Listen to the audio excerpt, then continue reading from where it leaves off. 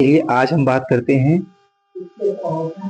Inter का, class 12 का और कुछ जो एसएससी के एग्जाम में ये इडियम्स एंड फ्रेजेस पूछे जाते हैं उनके बारे में आज बात करेंगे। इंटर में 3 अंक के आते हैं। कितने अंक के आते हैं? तो 3 अंक के आते हैं। इन तीनों अंकों को हम अच्छी तरीके से तैयार करेंगे, याद करेंगे। ठीक है, देखिए ये इडियम्स और फ्रेजेस आखिर होते क्या हैं, इनके बारे में सबसे पढ़ लेंगे। प्रत्येक भाषा के अभिव्यक्ति की कतिपय विशेषताएं होती हैं। इन विशेषताओं की अभिव्यक्ति का प्रयोग उस भाषा को पीढ़ी दर पीढ़ी होता रहता है। ठीक है, और यही जब पीढ़ी दर पीढ़ी जब ये अभिव्यक्तियां होती रहती हैं तो इन मुहावरे यानी इडियम्स में होता है मुहावरे, है ना। कुछ मुहावरे होते हैं जिनका प्रयोग लोग अपनी बातों को कहने के लिए शॉर्ट ट्रिक में उसका प्रयोग करते हैं, है ना। इनके पीछे कोई तार्किक आधार होता है और कालांतर में धीरे धीरे धीरे धीरे इसमें इसको स्वीकार कर लिया जाता है और यह भाषा का जो सौंदर्यीकरण कर देते हैं। ठीक है, इसमें लोच उत्पन्न कर देते हैं। तो ये इडियम्स क्या होता है? स्पेशली मुहावरे होते हैं। ठीक है, और इनको आज हम पढ़ेंगे। ठीक है, देखिए सबसे पहला मुहावरा कौन सा है और ये कितने नंबर के आते हैं? तो 3 नंबर के आते हैं। ठीक है, 3 अंक के आते हैं और तीनों अंकों को हम अच्छी तरीके से लगभग 2 वीडियो में कंप्लीट करेंगे। ठीक है, देखिए पहला क्या है? All in all. All in all means होता है सर्वे सर्वा यानी पूर्ण स्वामित्व। ऑल इन ऑल मीन्स क्या होता है? सर्वे सर्वा यानी पूर्ण स्वामित्व। इंग्लिश में से कहते हैं हुल एंड सोल, पूर्ण स्वामित्व। तो यहाँ पर आप बोल सकते हो कि आई एम, अपने आप को बता सकते हो, अपने पिताजी को बता सकते हो, my father is all in my family. या फिर आप ऐसे सेंटेंस बोल सकते हो कि the prime minister is all in our country, है ना। ऐसे इस प्रकार से बोल सकते हो। तो पहला सेंटेंस आपको याद हो गया होगा। कौन सा है पहला सेंटेंस? पहला सेंटेंस है ऑल इन ऑल। क्या बोलना है? माई father is all in my home. I am in all in my class. ठीक है, मैं अपनी क्लास में, कक्षा में सर्वे सर्वा हूं। तो इस प्रकार से आप बोल सकते हो। अगर आपको बोलना है prime minister is all in our country, यानी प्राइम मिनिस्टर हमारे देश का सर्वे सर्वा होता है, तो यहाँ पर ऐसे ऑल इन ऑल का प्रयोग कर लोगे। ठीक है, दूसरा देखिए क्वेश्चन है a bed of roses. A bed of roses किस होता है? फूलों की सेज, है ना, यानी क्वाइट कंफर्टेबल, यानी बहुत ही आरामदायक समझ लीजिए। ठीक है, तो the post of district magistrate is not a bed of roses. तो यहाँ पर बताया गया the post of district magistrate is not a bed of roses. आप यहाँ पर ये भी बोल सकते हो कि the study is not, the math is not a bed of roses, है ना। आप ऐसे बोल सकते हो। ये आप सिंपल है, जो लिखा है इसी को याद कर लो। The post of district magistrate, the post of district magistrate नहीं बोल सकते तो डीएम बोलो। The post of DM is not a bed of rose. ठीक है, बेड ऑफ रोजेस। तो दूसरा भी याद हो गया। पहला क्या है? ऑल इन ऑल, और दूसरा क्या है? A bed of roses. तीसरा क्या है? All and sundry. All and sundry में होता है बिना किसी भेदभाव के। ऑल एंड सन्ड्री में क्या होता है? बिना किसी भेदभाव के। तो यहाँ पर आप बताओगे, किसी का नाम ले लोगे, अपने दोस्त का नाम लोगे, वहां पर बोलोगे ही इनवाइटेड, या सरला इनवाइटेड, या फिर किसी Sachin invited all and sundry, यानी बिना किसी भेदभाव के, टू द मैरिज पार्टी। तो ऑल एंड सन्ड्री में क्या होता है? ऑल एंड सन्ड्री में होता है बिना किसी भेदभाव के। तो 3 वर्ड हो गया। पहला कौन सा होगा? पहला हो गया ऑल इन ऑल। दूसरा कौन सा होगा? अ बेड ऑफ रोजेस, है ना, यानी फूलों की says.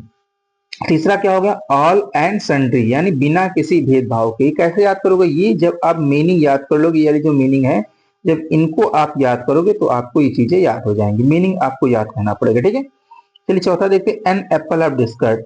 N apple of discord का मतलब होता है झगड़े की जड़, है ना। तो बिल्कुल इजी सेंटेंस है। क्या बोलोगे? Kashmir is an apple of discard between India and Pakistan. Kashmir is an apple of discard between India and Pakistan, है ना। तो ये बिल्कुल इजी है। तो इस प्रकार से 4 हो गए। पहला ऑल इन ऑल हो गया, दूसरा बेड ऑफ रोजेस हो गया, तीसरा ऑल एंड सन्ड्री हो गया, चौथा हो गया एन एप्पल ऑफ डिस्कार्ड। पांचवा देखिए क्या है? एबो बोर्ड। है ना, यानी ऑनेस्ट एंड फ्रैंक, यानी ईमानदार और स्पष्ट व्यक्ति, है ना। He is always ever board in his dealing with his customer, है ना। तो यहां पर ये हो जाएगा एवर बोर्ड। फिर क्या, अगेंस्ट ए रेनी डे, यानी आपत्ति के समय या विपत्ति के समय, है ना, अगेंस्ट ए रेनी डे। तो यहाँ पर क्या हो जाएगा, you must save the money against a rainy day. Against a rainy day means होता है यानी विपत्ति के समय या आपत्ति के समय, है ना। तो यहाँ पर क्या हो जाएगा, you must save the money against a rainy day. ठीक है, तो ये 6 हो गए। साथ में देखिए क्या, an axe to grind. An axe to grind का मतलब होता है स्वार्थ पूर्ति, यानी कोई अपना पर्सनल काम करना, है ना, अपने बारे में केवल सोचना। तो people with flatter you, people with flatter you when, यानी लोग आपसे क्या करेंगे, फ्लैट करेंगे, आपसे आपकी बहुत चापलूसी करेंगे। When they have an axe to grind, जब उनका कोई स्वार्थ होगा, है ना।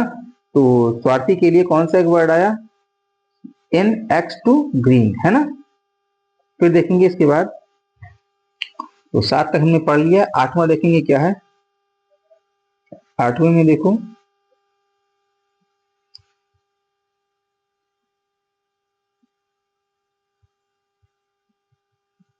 Eight the 11th hour. At the 11th hour, at the 11th hour का मतलब क्या है, अंतिम समय पर। He reach the station at the 11th hour, है ना, so he miss the train. तो अंतिम समय का क्या हो गया, and at the 11th hour. At the 11th hour यानी एक जो वर्ड है लगभग 3 या 4 बार पढ़ोगे आपको याद हो जाएगा, ठीक है। At the 11th hour means होता है अंतिम समय पर। तो he reach the station at the 11th hour, है ना, so he miss the train. तो ये भी समझ में आ गया होगा कि 11th आवर का मतलब क्या है। An apple of one's eye. An apple of one's eye, आपने इसको हिंदी में पढ़ रखा है कि बहुत प्यारा होना या आंखों का तारा होना, है ना, ये चीज आपने पढ़ रखी है कि बहुत प्यारा होना या फिर आंखों का तारा होना। माई friend is popular in a village. My friend is popular popular in the college among the students, so he is an apple of their eyes। बहुत प्यारा होना, तो यहाँ पर ये माई फ्रेंड लिखा है, यहाँ पर अपने आप को बता सकते हैं कि I am very popular in the college among the students, so I am an apple of their eyes। तो यहाँ पर माई फ्रेंड लिखा है, यहाँ पर आप अपने आप को यूज कर सकते हो जिससे कोई ये सेंटेंस आपको याद रहे। तो 9 हो गए। 10 नंबर में देखो क्या पूछा गया, पूछा गया एट 6 and 7, है ना, यानी तितर बितर होना। He is a lazy boy. He is a lazy boy, वह बहुत ही आलसी लड़का है। सो मिस होता है इसीलिए। His room always 6 and 7। तो देखिए कितना इजी है, जब मैं आपको हिंदी भी समझा रहा हूं तो इस प्रकार से बहुत इजी हो जाता है। और इसको अगर आप एक दो या दो बार पढ़ लोगे और अगर 2 बार ये वीडियो देख लोगे तो निश्चित ये चीजें आपको याद हो जाएंगी, है ना। तो एट 6 and 7 का मतलब होता है तितर बितर होना, है ना, यानी he is very lazy, so his room always in 6 and 7। 8 number पे 11 नंबर पर देखो क्या पूछा गया, एट डेंजर डेजर्ट ड्राउन, यानी खुली शत्रुता करना। डेजर्ट ड्राउन मीन्स होता है खुली शत्रुता करना, यानी बिटर एनिमीज। वंस यानी एक बार, दे वर फ्रेंड्स, एक बार वे क्या थे, एक अच्छे दोस्त थे। आप अपने आप को भी यूज कर सकते हो कि वंस एक बार, दे वर फ्रेंड्स नाउ, लेकिन अब क्या हुआ, they are at the daggers drawn with each other, यानी एक दूसरे के अब शत्रु हो गए हैं। तो ड्रेजर ड्राउन में क्या हुआ, यानी एक दूसरे की खुली शत्रुता करना। At home, at home means होता है किसी चीज में दक्ष होना, बहुत इजी है और ये आता भी बहुत ज्यादा है। एट एट होम तो आपको याद रखना, एट होम क्या है, my friend is at home is दक्ष होना। तो आई एम क्या अपने आप को यूज होता है, आई am at home in mathematics. यहाँ पर आई लिख लो और लिख लो आई एम, इसके साथ एम लिख लो, I am at home in mathematics या इन साइंस इन इंग्लिश, कुछ भी आप यूज कर सकते हो। At large, at large means होता है फ्री या स्वतंत्र। The thief at large after the returning from the political custody. देखो क्या लिखा है, द थीफ जो चोर था क्या होगा, एट इज एट लार्ज में तो स्वतंत्र हो गया, after returning the political police custody, sorry police custody, तो बताया गया पुलिस की कस्टडी से आने के बाद वो जो चोर था वो बिल्कुल फ्री हो गया। 14 नंबर पूछा गया, एट वंस विट्स एंड, यानी टोटली कंफ्यूज, है ना, totally confuse. He failed in high school examination 3, यानी वह कक्षा 10 के एग्जाम में 3 बार फेल हो गया। नाउ अब he is at his wits end, wits end में होता है जिसकी जो टोटली कंफ्यूज हो जाए, है ना। तो ये हो गया 14 नंबर तक। 15वां नंबर में देखिए क्या है, एट द आर्म्स लेंथ, यानी पर्याप्त दूरी पर। एट द आर्म लेंथ क्या क्या हो जाएगा, पर्याप्त दूरी पर, है ना। तो देखिए, you should keep bad people at arm length, है ना। देखो कितना इजी तरीके से बताया गया है। यू शुड मिस होता है चाहिए, कीप मिस होता है रखना, बैड माने होता है जो गलत लोग होते हैं। You should keep bad people at arms length, बताया गया कि आप हमेशा, आपको जो जिनकी संगत गलत है ना, जो गलत लोग हैं उनसे हमेशा आपको दूरी, पर्याप्त दूरी पर रहना चाहिए। You should keep bad people at the arms length. 16 number पूछा गया, एड फ्यूल टू फायर, यानी उत्तेजित करना, किसी चीज को उत्तेजित करने को बोला जाता है एड फ्यूल। फ्यूल माने होता है ईंधन, है ना, टू फायर, फायर मीन्स होता है आग, यानी आग में घी डालने का काम करना। जैसे आप लोग बोलते हो आग में घी डालना, वही चीज है एड फ्यूल टू फायर।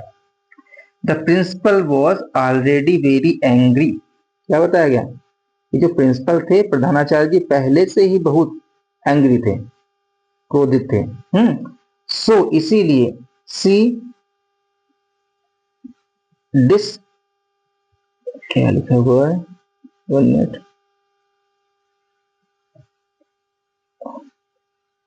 हाँ और देखिए, हाँ लिखा हुआ है, the principal was already very angry so my discourteous reply added him fuel to fire. Fire, है ना।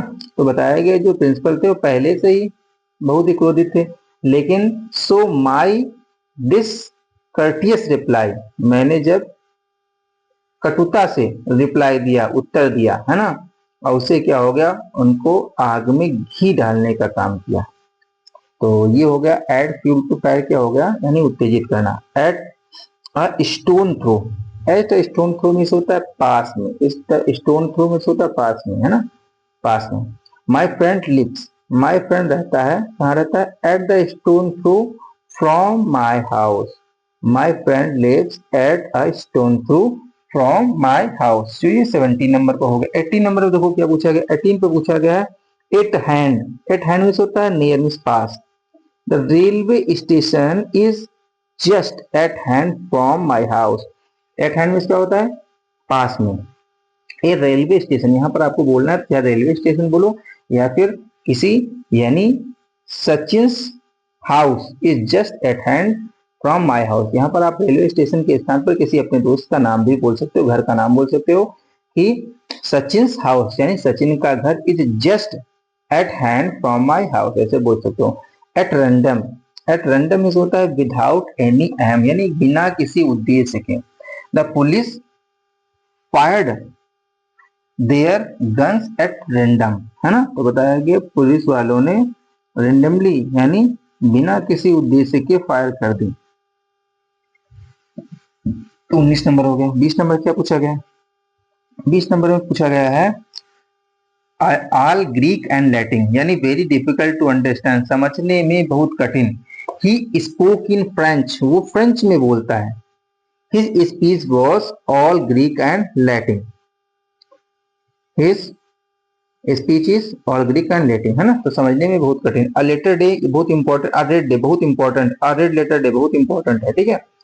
इंपॉर्टेंट डे यानी महत्वपूर्ण दिवस। The republic day is a letter day, a red letter day in Indian history. ठीक है। अ white elephant यानी बहुत ही बहुमूल्य यानी मूल्य की चीज और बहुत बेकार, किंतु बेकार है ना, इसके लिए अ व्हाइट एलिफेंट वर्ड यूज करते हैं। He can not maintain his petrol car these days, he can not maintain his petrol car these day, it becomes a white elephant, है ना। तो इस प्रकार से 21 यहाँ पर जो है इडियम्स फ्रेज हमने यूज किया है। नेक्स्ट कुछ जो है वो नेक्स्ट टॉपिक में आप लोगों को बताएंगे। 22 हो गया, ठीक है। जो बच्चे हुए हैं वो नेक्स्ट टॉपिक में बताएंगे। अगर आप इस वीडियो को देख रहे हैं तो लाइक शेयर और सब्सक्राइब कीजिए, जिससे कि मैं नेक्स्ट वीडियो आपके लिए लेकर आऊँ। Thanks for watching this video.